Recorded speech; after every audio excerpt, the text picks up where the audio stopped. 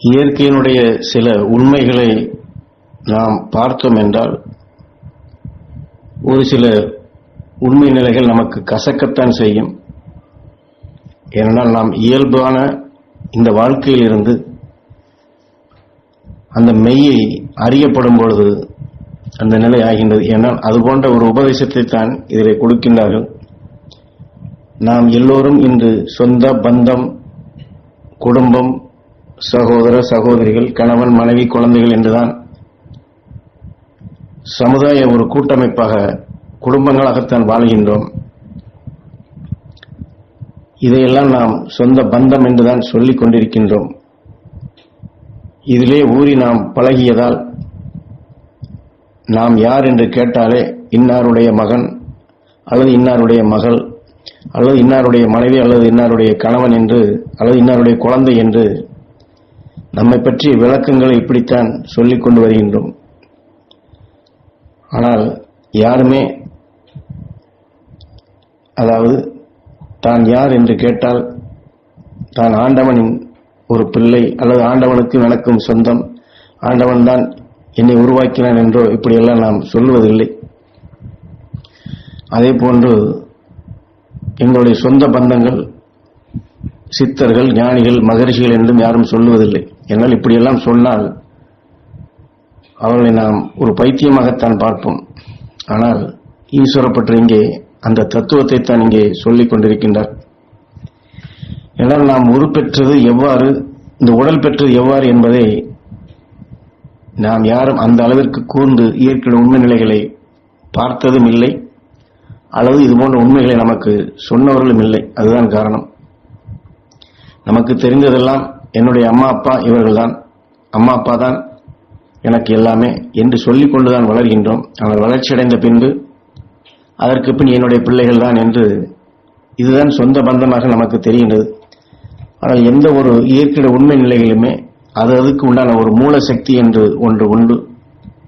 இந்த உலகம், இந்த சூரிய குடும்பம், இந்த சூரிய குடும்பம் சொல்லக்கூடிய இந்த அண்டம், பின் அதற்கப்புறம் அகண்ட அண்டம் என்று இப்படி சொல்லிக்கொண்டே போகலாம். ஆக இதில் மூல சக்தியை பற்றி நாம் எந்த அளவுக்கு தெரிந்து வைத்திருக்கிறோம் என்றால், கடைசியில் நாம் கையை காட்டி எல்லாம் ஆண்டவனுடைய செயல் அல்லது கடவுளுடைய செயல் அல்லது இயற்கை இப்படித்தான் சொல்ல தெரிகின்றது. ஆனால் நாம் இந்த மனித உடலை உருவாக்கியதற்கு நமது தாய் தந்தைதான் காரணம் என்றால், இந்த சூரிய குடும்பத்தையும் அதற்கு அப்பால் உள்ள அகண்ட அண்டத்தையும் படைத்தது யார், உருப்பெற்றது எப்படி, எதன் வழி இது இயங்குகிறது, எந்த அடிப்படையில் இவையெல்லாம் ஒரு சீராக சுழன்று கொண்டிருக்கின்றது தெரியாது. ஆனால் அதைத்தான் இங்கே விளக்கமாக அந்த உண்மைகளைத்தான் இங்கே உணர்த்துகின்றார். காரணம், இந்த பூமியில் நாம் இறந்த பிறகு நமக்கு என்ன தெரிய போகின்றது, என்ன தெரிகின்றது, யாருக்கு என்ன தெரியும் என்ற மனப்பான்மையிலே தான் இன்று வாழ்கின்றோம். ஆக வாழ்க்கையில் வாழும் வரை எதையும் அனுபவிக்கலாம், சந்தோஷமாக இருக்கலாம், சாப்பிடலாம். ஆனால் அதிலே மாறுபட்ட கருத்தாக இந்த உடல் வாழ்க்கையை பற்றித்தான் அதிகமாக எண்ணிக்கொண்டிருக்கின்றோம். ஆனால் அந்த உடலை விட்டு பிரிந்த பின் ஆவி உலகில், அதாவது நாம் இன்று கண்ணுக்கு முன்னாடி ஒரு காற்று மண்டலம் என்று சொல்லுகின்றமே, இந்த மண்டலத்தில் தான் இந்த ஆன்மா அதிக காலம் சுழன்று கொண்டிருக்கின்றது. 150 வருடம், 200 வருடம் என்று கூட சொல்லலாம். அந்த மனித வாழ்க்கை 50 வருடம், 60 வருடம், 70 வருடம் இவ்வளவுதான். ஆனால் அந்த ஆவி உலகிலே நாம் கடைசியிலே பிரியும் பொழுது எந்த வேதனைப்பட்டு அல்லது எந்த நிராசையோடு பிரிந்தோமோ அந்த எண்ணத்துடன் தான் சுழன்று கொண்டிருக்கிறோம் என்று நமக்கு தெரியவில்லை. ஏனால் அந்த காலகட்டங்கள் முடிந்து அந்த பழைய பிறவினுடைய நினைவுகள் மறைந்து மீண்டும் தன்னுடைய ஆசையை நிறைவேற்ற வேண்டும் என்ற நிலை வரும்பொழுதுதான் நாம் இங்கே தாய் தந்தையர் என்று சொல்கின்றமே, அவர்கள் உடலுக்குள் புகுந்து அவர்கள் இணையும் பொழுது கருவுற்று அதன் வழிதான் நாம் உருவாகின்றோம்.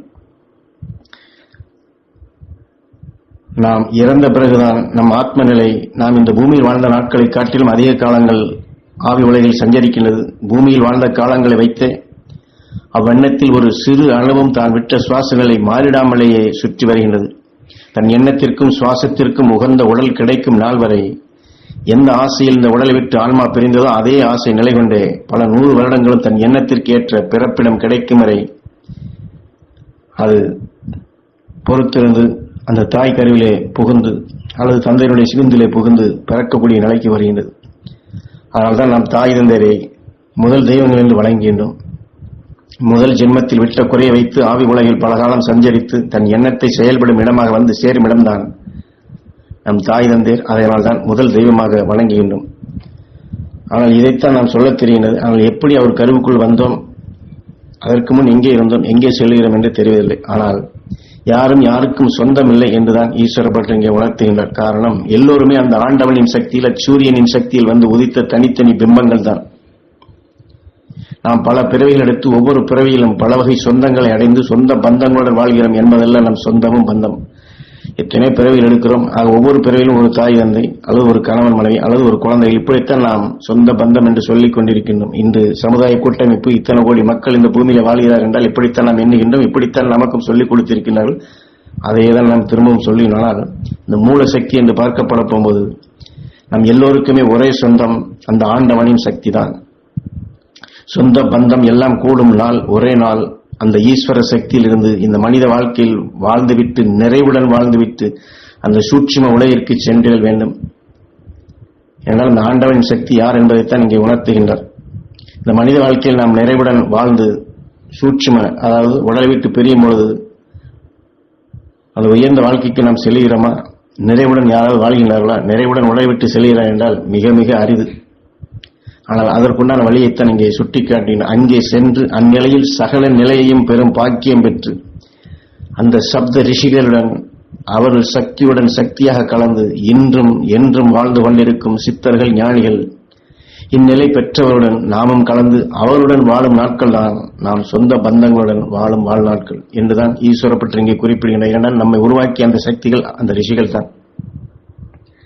நான் இன்று எப்படி விவசாயம் செய்யப்படும் பொழுது அந்த விவசாயி நிலத்தை பண்படுத்தி தனக்கு வேண்டிய தானியங்களை பயிரிட்டு அல்லது கனி வகைகளோ காய் வகைகளோ பயிரிட்டு அதில் மகசூல் கண்டு உணவாக உட்கொள்வதும் மீண்டும் அந்த விவசாயத்தை பெருக்கிக் கொள்வதும் தானும் தன் சந்ததியினரும் வாழ்வது போன்றுதான் நாம் இன்று சொல்லக்கூடிய ஆண்டவன் சக்தி என்று சொல்வார்கள். இந்த ரிஷித்தன்மை அடைந்தவர்கள் அவர்கள் மண்டல உருக்களாக உருப்பெற்று உருவாக்கச் செய்து அதில் எப்படி சூரிய குடும்பங்களாக, பூமியாக, அதில் தாவர இனங்களாக, வளர்ச்சியில் மனிதர்களாக, வளர்ச்சியின் பாதைக்கு விவசாய பயிர்களை வளர்த்து அதில் நல்ல மணிகளை எடுப்பது போன்று இங்கே மனிதர்களை உருவாக்கி அந்த மனிதர்களை ஞானிகளாக, ரிஷிகளாக, மகசூலாக எடுப்பதுதான் அந்த ரிஷிகள், ஞானிகளுடைய செயல்கள். இனம் இனத்தை வளர்க்கும். நாம் இன்று தாய் தந்தை குழந்தை, அந்த குழந்தை மீண்டும் தாய் தந்தை குழந்தை என்று எப்படி வழி வழியாக வாழையடி வாழையாக வருகின்றதோ இதுபோன்றுதான் ஞானிகளும் ரிஷிகளும் தங்களுடைய இனமாக ஒவ்வொருவரும் தன்னை போன்று ஞானியாக ரிஷியாக வளர வேண்டும் என்றுதான் இதுபோன்ற பூமிகளை உருவாக்கி அதில் தன் இன மக்களாக, மக்கள் என்றால் இன்று மனிதர்கள் அல்ல, மகரிஷிகளாக, ஞானிகளாக அவர் மகசூல் எடுக்க வேண்டும் என்ற நோக்கத்தில் தான் இதை படைக்கின்றார். அதனால் இங்கே நமக்கு சொந்தம் அந்த ரிஷிகள் தான், ஞானிகள் தான். அவர்தான் நம்மை உருவாக்கியவர்கள். அவருடன் நாம் இணைந்து வாழும் நிலைகளே அதுதான் உண்மையான சொந்த பந்தம். அவருடன் என்று நாம் கலந்து உறவாடுகின்றோமோ, அவர்களை போன்ற அழியாத நிலை பெறுகின்றோமோ, அதுதான் நிலையான சொந்தம், நிலைத்த சொந்தம், நீடித்த சொந்தம், நிறைவான சொந்தம். நாம் அடைய வேண்டிய சொந்தம் அதுதான், நாம் அடைய வேண்டிய எல்லையும் அதுதான் என்று சப்த ரிஷிகள் என்று ஞானிகள் ரிஷிகளை ஈஸ்வர பற்றி இந்த உபதேசத்தில் சொல்லி அவருடன் ஐக்கியமாக நிலைக்கு நாம் தயாராக வேண்டும் என்றுதான் இந்த உபதேசத்தை அளிக்கின்றதாக. இங்கே இருக்கக்கூடிய சொந்த பந்தங்களை வெறுத்து ஒதுக்கிவிட்டு அங்கே செல்ல வேண்டும் என்று அவர் சொல்லவில்லை. ஏற்கனவே சொன்னது போன்று எல்லாவற்றிற்கும் ஒரு மூல சக்தி என்று ஒன்று உண்டு. நாம் பணம் என்று சொல்லுகின்றோம், ஆனால் பணத்தை உட்கொள்ள முடியாது. பணத்திலால் நாம் பொருளை, நமக்கு வேண்டிய உணவுப் பொருளை உருவாக்கி அல்லது வாங்கி அதை உட்கொள்ளலாம். அதுபோன்றுதான் இந்த மூல சக்தி என்பது ஒவ்வொரு உடலுக்குள்ளும் இருக்கக்கூடிய அந்த உயிர், அதனுடைய வளர்ச்சி தான் படைப்புகளாக எண்ணிலடங்காத நிலையாக மனிதனாக தோன்றிய பின் அந்த உயிரைப் போல சக்தி வாய்ந்த நிலைகளாக, ரிஷிகளாக, ஞானிகளாக அவருடைய வளர்ச்சிக்கு போவான். அந்த நிலையை அடையக்கூடிய வழிக்குத்தான் ஆக பணம் என்று சொன்னால் அதற்கு ஒரு மதிப்பு சொல்வது கொண்டு நமக்குள் இருக்கக்கூடிய உயிர் அது முழுமையான ஜோதி நிலை பெற்று இது போன்ற மண்டல படைப்புகளை படைத்து அழியாத நிலைகள் கொண்டு வாழ்வாங்கு வாழ்வதுதான் மகரிஷிகள், ஞானிகள் நமக்கு காட்டக்கூடிய உண்மையான நிலை. அதைத்தான் ஆண்டவன் என்று சுட்டி காட்டுகின்றார்கள். அதுதான் ஆண்டவனுடைய சக்தி என்னும் சொல்கின்றால் அதுதான் ஜீவனுள்ள சக்தி. அதை அழிக்கக்கூடிய நிலையோ அல்லது அதை மாற்றியமைக்கக்கூடிய நிலையில் எதுவும் இல்லை. ஆக அந்த ஆண்டவருடன் ஐக்கியமாகும் நிலையைத்தான் நாம் தெளிவாக தெரிந்து கொள்ள, அதுவே நமக்கு நிலைத்த சொந்தம். அந்த நிலையை அடைய வேண்டும். அந்த சொந்தத்துடன் நாம் என்றுமே ஒன்றி இருக்க வேண்டும் என்றுதான் நாம் அடைய வேண்டிய நிலையாக, செல்ல வேண்டிய இலக்காக ஈஸ்வரப்பட்டதிலே நமக்கு அதை சுட்டிக்காட்டி, இன்று நாம் குடும்பமாக வாழ்ந்தாலும் அந்த ரிஷிகளுடைய குடும்பங்களாக அவள் இனத்தை வளர்க்கும் நிலையாக அவர் செயல்படுவது கொண்டு அந்த இனமாக நாம் மாற வேண்டும், அந்த ரிஷிகளாக நாம் ஆக வேண்டும் என்ற நோக்கத்திலே தான் இது நமக்கு தெளிவாக எடுத்து காட்டுகின்றார்கள்.